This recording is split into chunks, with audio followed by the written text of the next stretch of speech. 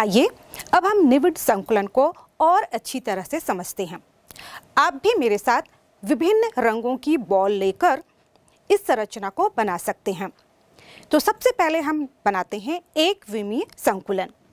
इसके लिए मैं ये बॉल को एक लाइन में रखती जाती हूँ इस तरह से, और इस तरह से एक ही लाइन में विभिन्न बॉलों को रखने पर हमें एक विमीय संकुलित संरचना मिल जाती है। इसके बाद हम बनाते हैं द्विविमीय संकुलित संरचना। इसके लिए हमें दो संभावनाएं होंगी। एक तो ये, यदि मैं इस एक विमीय संकुलन में जो दूसरी लाइन बॉल की होगी इसके ठीक सामने दूसरी बॉल रखती चली जाऊं, और इसी तरह से क्रमशः आगे करने पर देखिए हमें द्विविमीय संकुलन प्राप्त हो रहे हैं जो कि वर्ग निविड संकुलन है।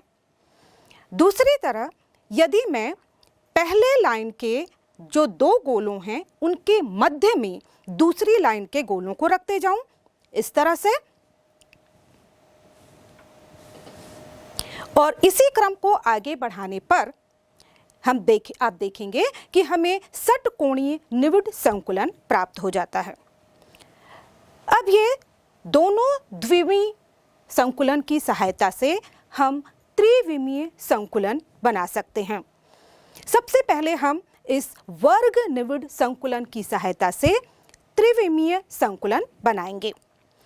अब द्विविमीय वर्ग निविड संकुलन के ऊपर यदि मैं नीचे वाले बॉल के ठीक ऊपर इस तरह से बॉल रखती चली जाऊं तो आप देखेंगे कि एक घनाकार आकृति का संकुलन हमें प्राप्त होता है, जिसे हम कहते हैं सरल घनीय निविड संकुलन, सिंपल क्यूबिक संरचना। दूसरी ओर यदि मैं इसके ऊपर ठीक ऊपर दूसरी बॉल को न रखकर इन बॉलों के बीच में जो अवनमन है, जो डिप्रेशंस हैं, उनके बीच बीच में यदि मैं बॉल रखते चली जाऊं और इस तरह से हम संरचना को देखें तो यहाँ पर आप देखेंगे पहली संरचना यदि ए है तो दूसरी उससे अलग है जिसे हम बी नाम देते हैं, जबकि पहले वाले में हम देख रहे हैं कि जो संरचना नीचे है वही फिर से दोबारा रिपीट हो रही है, यानी कि इस संरचना को हम ए प्रकार का नाम दे सकते हैं। अब इस प्रकार की जो संरचना है इसमें यदि मैं तीसरी लेयर रखूं तो ये बिल्कुल नीचे वाली लेयर के ऊपर होगी, यानी कि ए लेयर जो है वो फिर से रिपीट होगी, और इस तरह से जो हमें संरचना मिलेगी वो ए बी प्रकार की होगी। और इस प्रकार का जो निविड संकुलन तैयार होगा उसे हम अंतःकेंद्रीय निविड संकुलन कहते हैं। यदि आप देखेंगे तो इसमें नीचे के 4 गोले और ऊपर के 4 गोलों के बीच में एक गोला आपको दिखाई देगा, जबकि जो सरल घनीय निविड संकुलन में हम देखेंगे कि नीचे के 4 गोलों के ठीक ऊपर 4 गोले दिखाई दे रहे हैं। तो इस प्रकार से हम वर्ग निविड संकुलन, द्विविमीय वर्ग निविड संकुलन का उपयोग करके दो प्रकार से त्रिविमीय संकुलन बना सकते हैं। अब हम षटकोणीय द्विविमीय निविड संकुलन का उपयोग करके त्रिविमीय संकुलन बनाते हैं। इसके लिए हमने द्विविमीय षटकोणीय जो परत ली है उसके अवनमनों पर जो डिप्रेशंस हैं उनके ऊपर दूसरी बॉल रखते जाते हैं।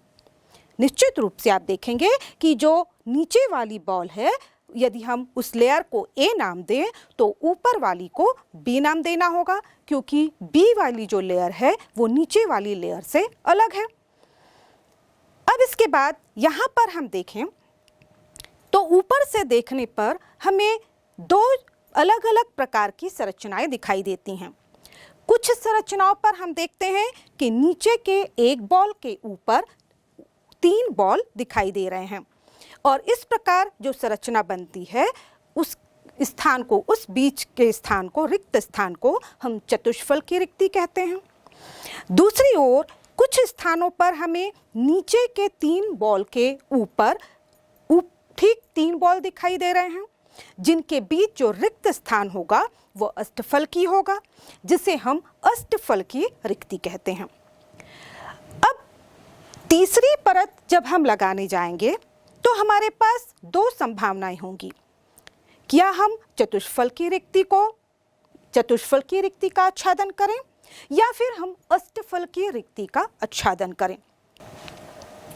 यदि हम चतुष्फलकीय रिक्तियों का आच्छादन करते हैं तो हम पाएंगे कि जो तीसरी परत के गोले हैं वो पहली परत के ठीक ऊपर हैं, यानी कि ए वाली जो लेयर है वो फिर से रिपीट हो रही है, और इस प्रकार की संरचना को हम ए बी संरचना कह सकते हैं।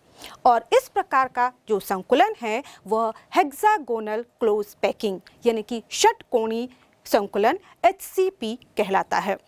दूसरी ओर यदि हम इन अष्टफलकीय रिक्तियों का आच्छादन करते हैं तो हम पाएंगे कि जो तीसरी लेयर है वो ए पहली लेयर, बी दूसरी लेयर से तीसरी लेयर, दोनों लेयर से बिल्कुल अलग है।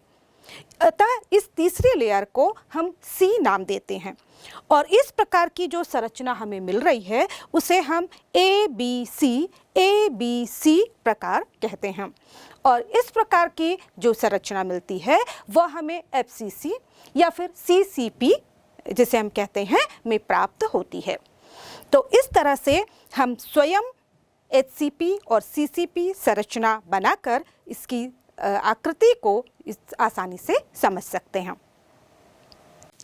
इस तरह हम षटकोणीय निविड संकुलन HCP तथा फलक केंद्रीय निविड संकुलन FCC में अंतर कर सकते हैं।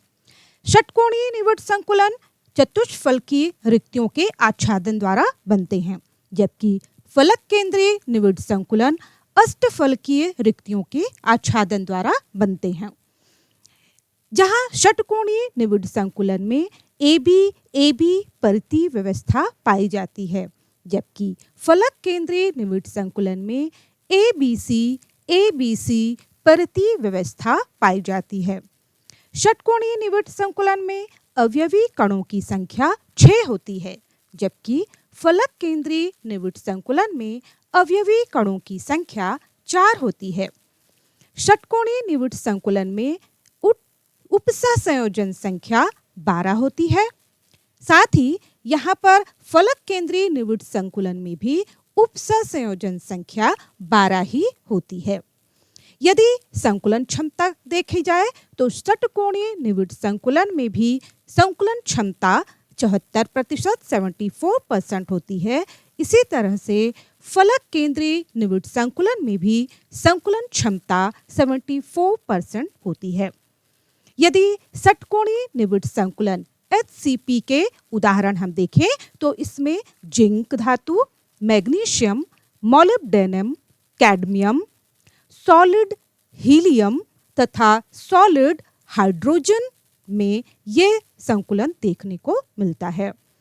यदि हम फलक केंद्रीय निविड संकुलन के उदाहरण देखें तो हमें बहुमूल्य धातुएं जैसे कि कॉपर, सिल्वर, आयरन, निकेल तथा एल्यूमिनियम में यह देखने को मिलते हैं। इसी तरह से हीलियम के अलावा अन्य जो नोबल या उत्कृष्ट गैसें हैं वो भी ठोस अवस्था में फलक केंद्रीय निविड संकुलन प्रकार का संकुलन प्रदर्शित करती हैं। तो इस तरह से हम षटकोणीय निविड संकुलन तथा फलक केंद्रीय निविड संकुलन की तुलना कर सकते हैं। त्रिविमीय निविड संकुलन करते समय हमने देखा कि इस प्रकार के संकुलन में चाहे वो HCP संकुलन हो या फिर CCP संकुलन हो, हमें 2 प्रकार की रिक्तियां प्राप्त होती हैं, एक चतुष्फलकीय रिक्ति और दूसरी अष्टफलकीय रिक्ति। आइए जानते हैं एक यूनिट सेल में, एक इकाई कोशिका में ये रिक्तियां किस प्रकार से निर्धारित होती हैं या इनका स्थान किस प्रकार कहाँ पर होता है। सबसे पहले जानते हैं अष्टफलकीय रिक्तियों का स्थान। इसे हम CCP या FCC संरचना के द्वारा समझते हैं। जैसा कि आप जानते हैं कि यहाँ पर मेरे पास एक CCP संरचना है और आप देख रहे हैं कि CCP संरचना में जो कण होते हैं, परमाणु होते हैं, वो इन कोनों के अलावा प्रत्येक फलक के मध्य में भी उपस्थित होते हैं। यदि इस सीसीपी संरचना को हम 8 छोटे छोटे भागों में बांट दें और इसके बाद प्रत्येक एक लघु घन, ये जो छोटा सा घनाकार संरचना हमें मिल रही है, यदि हम इस पर देखें तो आप देखेंगे कि इसमें प्रत्येक कोने, अल्टर कोने पर, है ना, एकांतर कोणों पर एक एक कण परमाणु मौजूद है और इन चारों कणों को आपस में यदि मिलाएं तो एक चतुष्फल की संरचना बनती है, जो कि चतुष्फल की रिक्ति कहलाती है। और इस तरह से हम देखेंगे कि पूरी इकाई कोशिका में कुल 8 चतुष्फल की रिक्तियां होंगी। और जैसे कि हम जानते हैं, एफसीसी जो संरचना होती है उसमें कणों की संख्या 4 होती है और इसमें आप देख रहे हैं कि चतुष्फल की रिक्तियों की संख्या 8 है, यानी कि चतुष्फल की रिक्तियों की संख्या कणों की संख्या की दुगनी हुई। चलिए अब हम देखते हैं अष्टफल की रिक्तियों का स्थान। फिर से हम एफसीसी संरचना को देखते हैं। आप देख पा रहे हैं कि इनके मध्य में एक भी कण मौजूद नहीं है और ये जो मध्य का स्थान है ये 6 फलकों से घिरा हुआ है। यदि इन 6 फलकों पर उपस्थित कणों को हम आपस में मिला दें तो बीच में एक अष्टफल की संरचना प्राप्त होगी, जिसे हम अष्टफल की रिक्ति कहेंगे। इसके साथ ही आप देखें कि ये जो इकाई कोशिका है, इसके प्रत्येक किनारे पर, किनारे के मध्य बिंदु पर एक रिक्त स्थान है और इस रिक्त स्थान के एक ऊपर कण है और एक नीचे। साथ ही साथ इसके पास के फलक में भी एक कण मौजूद है और इस फलक पर भी। यदि मैं इन ऊपर नीचे वाले कणों तथा फलक के दोनों कणों को, साथ ही साथ सामने की इकाई कोशिका के 2 कणों को लेते हुए यदि मैं इन सब को मिलाऊं तो आप देखेंगे कि इस किनारे पर भी हमें एक अष्टफल की संरचना मिल जाएगी और इसे हम अष्टफल की रिक्ति कहेंगे। लेकिन यहाँ पर अब देखिए कि ये जो किनारे की अष्टफल की रिक्ति है वो 4 निकटवर्ती इकाई कोशिकाओं से सहभाजित है। इसलिए इस इकाई कोशिका को इस अष्टफल की किनारे पर उपस्थित जो अष्टफल की रिक्ति है उसका केवल 1/4 हिस्सा मिलेगा। तो इस तरह से सभी किनारों की यदि हम अष्टफल की रिक्तियां गिने तो कुल संख्या 12 होगी और 12 गुणा 1/4 यदि हम करें तो कुल रिक्तियों की संख्या 3 प्राप्त हुई। और आप पहले देख चुके हैं कि एक जो रिक्ति है वह केंद्र पर उपस्थित है। तो इस तरह से एक यूनिट सेल में कुल रिक्तियों की, कुल अष्टफल की रिक्तियों की संख्या 4 हुई। और आपने देखा कि जो सीसीपी संरचना है उसमें परमाणुओं की संख्या भी 4 होती है, यानी कि अष्टफल की रिक्तियों की संख्या परमाणुओं की संख्या के बराबर हुई। इस तरह हम कह सकते हैं कि किसी भी प्रकार की जो इकाई कोशिका होती है, यदि उसमें कणों की संख्या n है तो चतुष्फलकों रिक्तियों की संख्या 2n तथा अष्टफल की रिक्तियों की संख्या n होती है।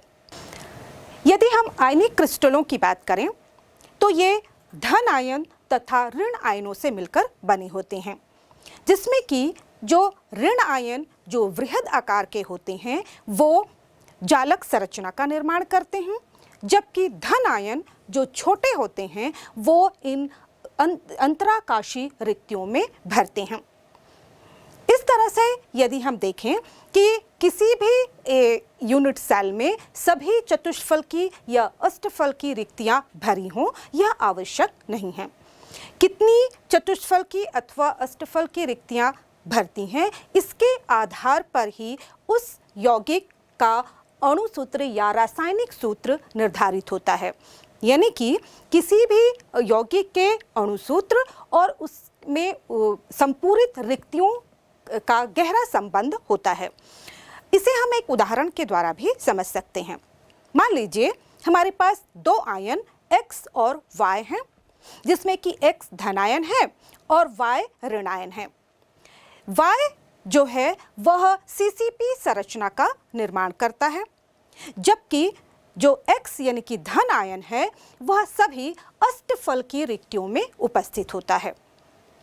अब यदि हमें इस यौगिक की अणु सूत्र का पता लगाना है तो हम जानते हैं कि जो CCP संरचना होती है उसमें कणों की संख्या 4 होती है, यानी कि जो Y यानी कि ऋण आयन है उनकी संख्या 4 हुई। इसी तरह से चूंकि अष्टफल की रिक्तियों की संख्या कणों की संख्या के बराबर होती है, यानी कि अष्टफल की रिक्तियों की संख्या भी 4 होगी, जिसमें कि धन आयन स्थान पा रहे हैं। तो इस तरह से धन आयनों की संख्या भी 4 हुई, यानी कि यहाँ पर ऋण आयन और धन आयन दोनों का अनुपात 1:1 होगा। और इस तरह से हम यौगिक का सूत्र लिख सकते हैं XY। इसी तरह से यदि मैं कहूँ कि इसी CCP संरचना में जो धन आयन है वो सभी चतुष्फल की रिक्तियों पर उपस्थित हैं, तो हम देखेंगे कि CCP संरचना में चूंकि कणों की संख्या 4 होती है, इसलिए यहाँ पर जो Y यानी कि ऋण आयन होंगे उनकी संख्या 4 होगी और चतुष्फल की रिक्तियों की संख्या कणों की संख्या की दुगनी होती है। इस तरह से कुल 8 चतुष्फल की रिक्तियां होंगी और यहाँ पर धन आयन इन सभी चतुष्फल की रिक्तियों में उपस्थित है, इसलिए धन आयन की संख्या 8 होगी। और इस तरह से यदि हम इनका अनुपात देखें तो अनुपात 2:1 होगा और इस तरह इसका सूत्र हम लिखेंगे X2Y। इस तरह से यदि आपको चतुष्फल की या अष्टफल की रिक्तियों में उपस्थित आयनों की संख्या पता हो तो आप किसी भी यौगिक का अणु सूत्र बना सकते हैं। जैसा कि आपने जाना, आयनिक क्रिस्टलों में धन आयन जितने ऋण आयनों से घिरे होते हैं या ऋण आयन जितने धन आयनों से घिरे होते हैं, उसे हम धन आयनों या ऋण आयनों की कोऑर्डिनेशन नंबर या उप सहसंयोजन संख्या कहते हैं। कोऑर्डिनेशन नंबर को हम धन आयनों और ऋण आयनों के आकार पर निर्भर करती है, जिसे हम धन आयनों तथा ऋण आयनों की त्रिज्याओं के अनुपात के द्वारा पता कर सकते हैं। यदि हम धन आयन की त्रिज्या को RC के द्वारा तथा ऋण आयन की त्रिज्या को RA के द्वारा प्रदर्शित करें तो त्रिज्या अनुपात यानी कि रेडियस रेशो बराबर होगा धन आयन की त्रिज्या RC बटे ऋण आयन की त्रिज्या RA के। इस तरह से यदि हम देखें कि त्रिज्या अनुपात 0.155 से 0.225 के बीच होता है तो कोऑर्डिनेशन नंबर 3 होती है और इस तरह से इनमें त्रिकोणीय वॉर्ड्स पाई जाती हैं। इसी तरह से यदि त्रिज्या अनुपात 0.225 से 0.414 के बीच हो तो कोऑर्डिनेशन नंबर 4 होती है तथा इस प्रकार के जो क्रिस्टल होंगे उनमें चतुष्फलकीय रिक्तियां पाई जाती हैं। इसी तरह से यदि त्रिज्या अनुपात का मान 0.414 से लेकर 0.732 के बीच हो तो इनकी कोऑर्डिनेशन नंबर 6 होती है और इनमें अष्टफल की रिक्तियां पाई जाती हैं। इसी तरह से यदि त्रिज्या अनुपात का मान 0.732 से 1 के बीच होता है तो कोऑर्डिनेशन नंबर 8 होती है और इसमें जो वॉर्ड्स होती हैं वो क्यूबॉइड या घनीय रिक्तियां पाई जाती हैं। इस तरह से हम देखें कि जो त्रिज्या अनुपात का अधिकतम मान है वो 1 हो सकता है, उससे अधिक नहीं, और जब त्रिज्या अनुपात का मान 1 होता है उस समय आप समझ सकते हैं कि धन आयनों और ऋण आयनों की साइज बराबर होती है। यहाँ पर आप देखें त्रिज्या अनुपात का मान जितना ज़्यादा कम होगा वहाँ पर धन आयनों और ऋण आयनों की जो त्रिज्या का अनुपात होता है वो उतना ज़्यादा होता है और यहाँ पर हम देखेंगे कि ऐसे स्थिति में जो ऋण आयन होगा उतना बड़ा होगा जबकि धन आयन काफ़ी छोटा होता है। इस प्रकार का यदि डाटा हमारे पास हो तो हम किसी भी क्रिस्टल जालक की कोऑर्डिनेशन नंबर पता कर सकते हैं और इसके आधार पर हम ये बता सकते हैं कि इस क्रिस्टल जालक में धनायन या ऋण आयन में से कौन क्रिस्टल लैटिस का निर्माण करेगा और कौन किस प्रकार की रिक्तियों में उपलब्ध होगा।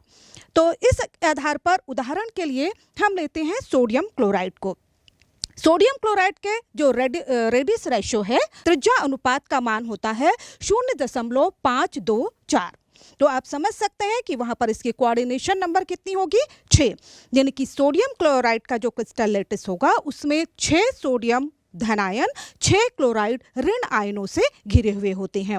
और चूंकि यहाँ पर आप देख रहे हैं कि जो त्रिज्या अनुपात है वो 1 से कम है और इसलिए यहाँ पर जो ऋण आयन बड़ा होगा और ऋण आयन क्रिस्टल लैटिस का निर्माण करेगा, जबकि धन आयन उसमें उपस्थित जो अष्टफल की रिक्तियां हैं उनमें पाए जाएंगे। तो इस तरह से हम देखें कि जो त्रिज्या अनुपात का मान जैसे जैसे बदलता जाता है, कोऑर्डिनेशन नंबर भी बदलती जाती है और कोऑर्डिनेशन नंबर बदलते जाने से क्रिस्टल जालक की संरचना भी बदल जाती है।